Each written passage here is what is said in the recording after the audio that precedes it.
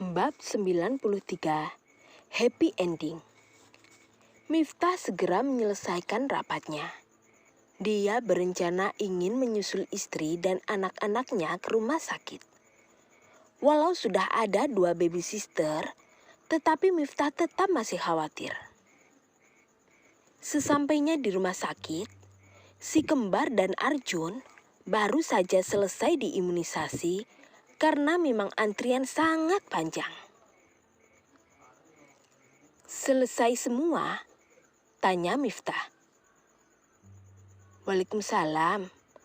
Sudah, kamu kok datang kemari sih, Mas? Bukannya ada rapat penting?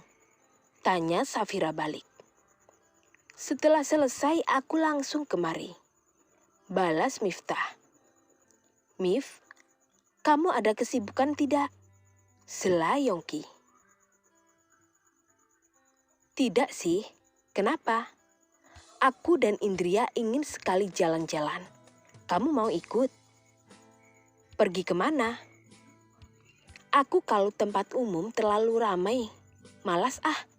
Kasihan anak-anak nanti. Bisa terkena asap rokok dan lain-lain. Ujar Miftah begitu peduli. Ke danau. Di sana ada restoran VIP. Khusus untuk keluarga kok. Jadi aman banget buat anak-anak. Dari dalam bisa melihat keindahan danau. Soalnya restorannya memang mengapung di atas danau. Jelas Yongki. Wah, aku kok baru tahu ada tempat seperti itu. Timpal Miftah. Memang baru dibuka. Milik teman aku. Ayo ke sana.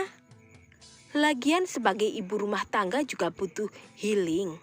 Biar pikiran tetap waras. Ajak Indria pada Safira.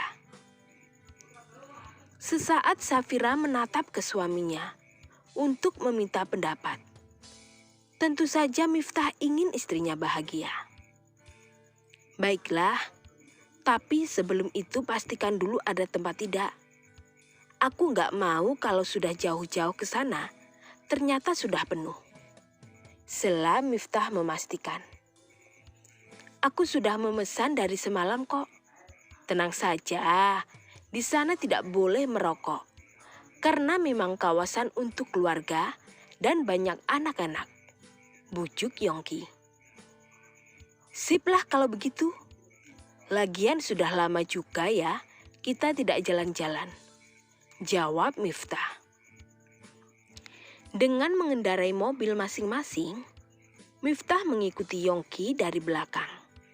Bahkan saking terlalu khawatir, Miftah tidak berani menjalankan dengan kecepatan yang tinggi. Miftah lama amat, keluh Yongki. Mungkin dia cemas pada anak-anaknya, duga Indria. Tapi jangan berlebihan begitu ah. Kapan sampainya? Jika jalannya seperti kura-kura, balas Yongki. Indria tersenyum geli, sebab memang Miftah menjadi sangat overprotective. Kenapa kamu? Tanya Yongki heran. Aku hanya membayangkan jika nanti Nala sudah besar. Jangan-jangan jika ada lelaki yang mendekatinya, bisa ditendang. Canda Indria.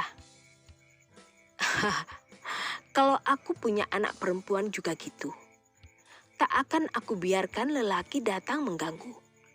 Balas Yongki tegas. Jangan lupa, kita juga punya anak cowok. Ajarkan mereka untuk menghormati anak perempuan. Sindir Indria. Itu tugas kamu. Kalau aku tidak yakin bisa telaten. Bisa-bisa malah aku lupa diri dan mengajari Arjun cara menggoda cewek. Canda Yongki. Awas kamu mas. Ancam Indria serius. Aku hanya bercanda sayang. Mana mungkin aku mengajarkan pada anak-anak hal yang buruk. Tawa Yongki menjelaskan.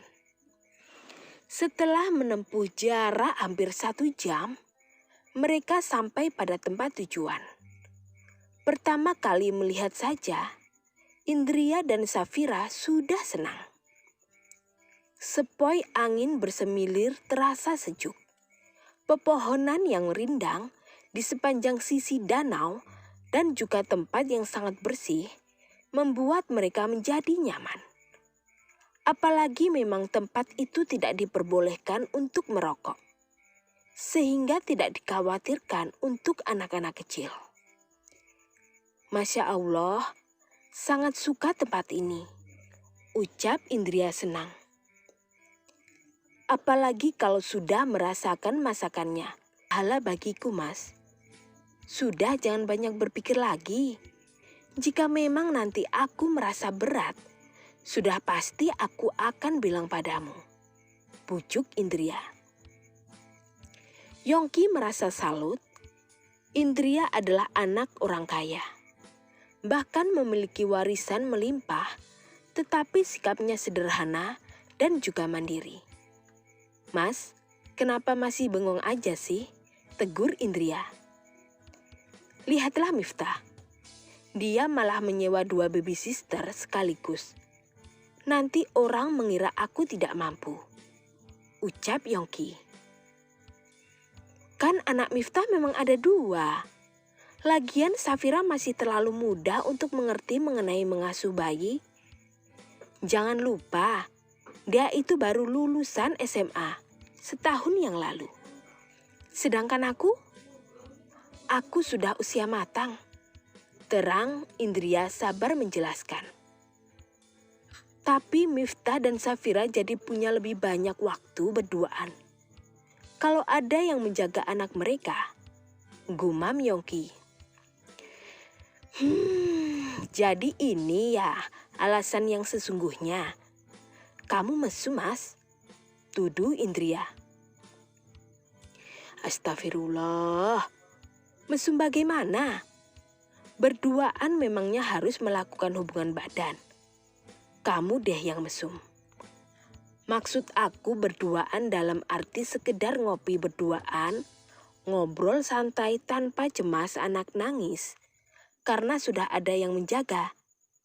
Sergah Yongki. Indria melirik ke arah lain.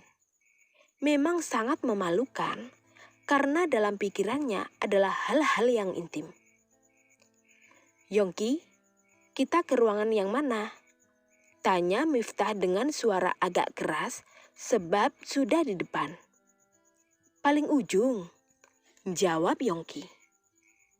Ayo Mas, kita susul mereka, ajak Indria. Yongki merangkul bahu istrinya lembut. Dengan senyuman yang menawan terus memandang Arjun dan istrinya. Panas tidak? Biasanya kalau setelah imunisasi panas, tanya Yongki perhatian. Kali ini tidak menimbulkan panas. Jadi insya Allah nanti malam Arjun tidak akan rewel, jawab Indria yakin. Sesampainya di dalam ruangan restoran, mereka memesan makanan yang banyak. Apalagi untuk Safira dan Indria. Memang tengah dalam fase nafsu makan naik drastis. Ketiga anak bayi itu masih tertidur nyenyak. Makanya Miftah mempersilahkan kedua baby sister untuk ikut makan bersama sekalian. Yongki dan Miftah sudah selesai makan duluan.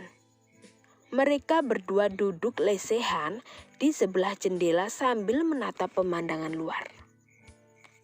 Sungguh indah, pintar sekali temanmu bisa memiliki ide seperti ini, ujar Miftah. Iya, dia tadinya bekerja sebagai CEO di perusahaan besar. Tetapi karena lelah dengan kesibukan, dia memilih membuka usaha baru dan bersantai, jawab Yongki. Siapa sih teman kamu? Tanya Miftah. Aku kasih tahu kamu juga tidak akan tahu, balas Yongki tertawa mengejek. Ah, kamu sudah tua begini masih saja suka membuat orang lain kesal, cetus Miftah. Usia kita belum ada 30 tahun, tapi kenapa sudah merasa tua ya? Atau karena sudah memiliki anak? Ucap Yongki. Iya, apalagi aku yang sudah ada anak 2. Aku kadang setiap malam sering berpikir bagaimana mereka setelah besar. Astaga, aku yang masa muda sering melawan orang tua, kini tahu bagaimana perasaan mereka. Jawab Miftah serius. Apalagi aku. Tapi aku berharap bisa menjadi orang tua yang bijaksana. Timpal Yongki penuh harap. Anak kita hanya terpaut beberapa bulan saja. Mungkin mereka nanti malah bisa menjadi sekelas. Ujar Miftah berandai. Sudah jelas itu. Semoga saja mereka bisa menjadi sahabat yang baik. Balas Yongki.